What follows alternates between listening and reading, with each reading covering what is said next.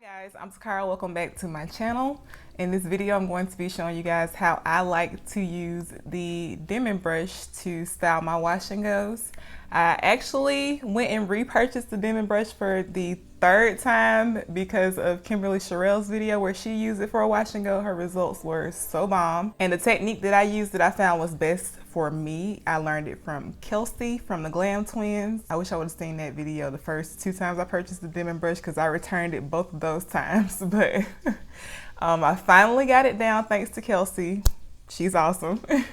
I will link both Kimberly's and Kelsey's videos in my description box for anybody who is interested. But I just wanted to come and show you guys the best way that I found to use the Denman brush to style my wash and go, because I've tried it like several different ways at this point, and I ended up reverting back to the way I used it the first time because I found that I like that best. But yeah, this is day 4 of the wash and go here.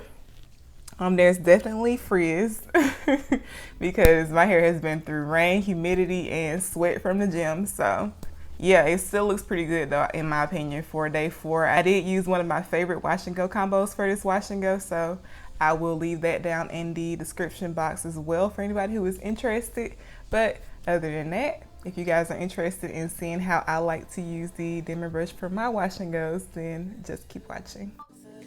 Alright guys, so I'm starting off with my hair in 4 sections as usual, and I'm gonna go in and subsection my hair into about like maybe medium sized subsections. They're not going to be super small because I found that my hair clumps better when I do about medium sized subsections with the Denman brush. So as you guys just saw, I picked up the Denman brush and I've already applied the leave-in conditioner to my hair, so that's all I have in my hair right now, and I'm just going through and making sure that my hair is detangled before I go in and try to define my hair with the Denman brush. That's one thing you want to make sure you've already done before you go in with the Denman brush. You want to make sure your hair is thoroughly detangled. I previously finger detangled my hair thoroughly, and so I just go in with the Denman brush to make sure, you know, that there aren't any tangles left behind and to get any shed hairs that I may have missed with my fingers, because there's only so much you can do. So as you guys saw, I applied my styler in my hair, and now I'm just defining my curls with the Denman brush. And I'm going to show you guys this method again, so you guys can, you know, get a better idea of what I'm doing. So I'm just detangling the section, then I apply my styler to the section after I detangled it.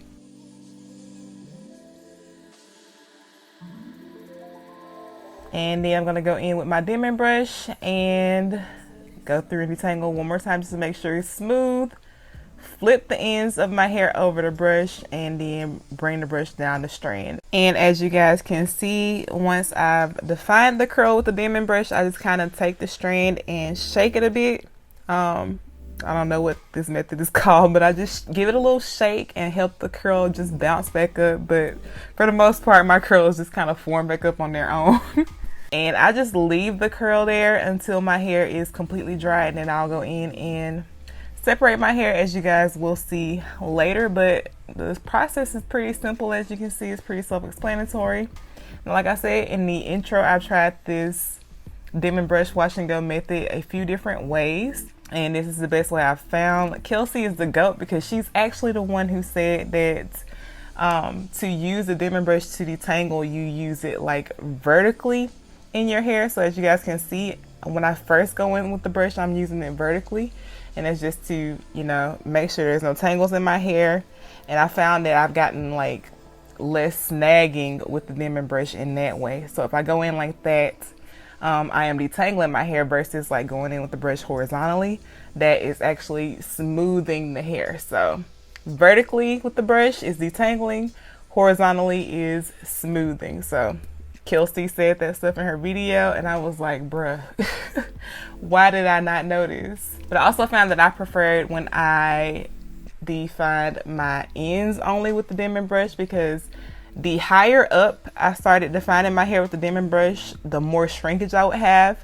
And so to avoid having a whole lot of shrinkage, I would start like maybe like a third of the way from my ends up the strands of my hair before I started defining my curls. except for in the front, because you guys know my curls in the front are a bit looser than the curls in the back of my head. So I do start defining the hair in the front about midway up the strands, because the curls are looser, so this just helps to make my curls more uniform as a whole, as I'm showing you guys here. The process is pretty simple. Kelsey explained it amazingly in her video.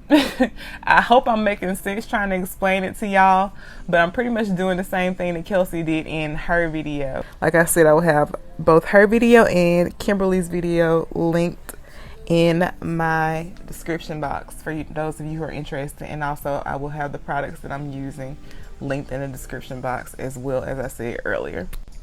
Now, if you run into a snag or anything, do not yank the brush through your hair, because it can definitely rip your hair out if you do that. You want to go through and just detangle the hair a bit more, and then you want to make sure you're able to run the brush smoothly through your hair before you do the flip over defining method and try to bring it down. And because my curls are pretty tight, after I flip my hair over the Denman brush to start defining it, I like to hold the ends of my hair taut while I'm pulling the brush down the strands of my hair, because my curls like to try to spring back up, and that can cause it to try to tangle up on itself a bit. So I just found that for me personally, if I hold the ends of my hair taut while I'm pulling the brush down, then I'm able to avoid my hair trying to tangle back up on itself. And when I'm using a Denman brush, I kind of like to be a bit more heavy-handed with my styler, because the Denman brush does seem to try to take out some of the product out of my hair. So to combat that, I just kind of add just a little bit more than I normally would to the sections of my hair. So as I said earlier, I go in and separate my hair once it's dry, and I'm just going to take some oil. This is my favorite oil, you guys know that, and put it on my hands just to help minimize frizz while I am separating the curls. To dry my hair when I use the Denman brush method, I like to allow my hair to air dry a bit first, because when I use extra product in my hair, it can sometimes leave that white cast on my hair, and so I like to let that dry a bit so that I can avoid having white residue in my hair once I sit underneath the dryer. Because sometimes when I sit underneath the dryer and I have white residue in my hair, it'll just dry the residue in my hair. My hair doesn't get a chance to fully absorb it. So when I use this method in particular, I like to let it air dry a bit so I can avoid the white residue. And as you guys can see here, I just go in and just separate the curls. I typically like to separate them where they naturally separate, but if I find some are still too clumped after I've separated them where they want to naturally separate, I'll go in and separate them a little bit more. I don't mind getting a little bit more frizz in this step, because it's normally not anything that like messes up my results. I like to separate my curls when my ends are completely dry. So if I run into a curl that it's still not completely dry, I like to leave it until it's completely dry before I separate it. And as you guys can see, as I'm separating, I am giving the curl a little twirl at the end just to get that curl back in formation.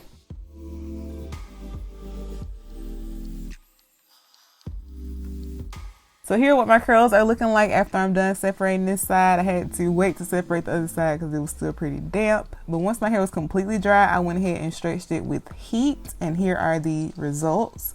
When I use the Denman brush method, I do prefer to stretch my hair with heat on the first day, simply because, like I said, the Denman brush does cause some additional shrinkage. And when I stretch my hair with heat, I can kind of control where my hair falls as a whole and kind of like control the, you know, the length of my hair all over and like the shape of my hair. So yeah, I prefer to stretch my hair with heat on day one when I use the Denman brush method. And then throughout the week, if my hair shrinks back up, because you know I live in a humid climate, I'll go in and use my no heat stretching technique just to stretch my hair a bit more. But yeah guys, that is all. Let me know down in the comments if you guys use the Denman brush for your wash and goes, or if you plan to after watching this video.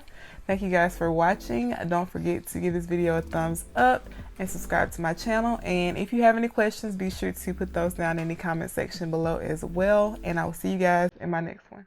Bye.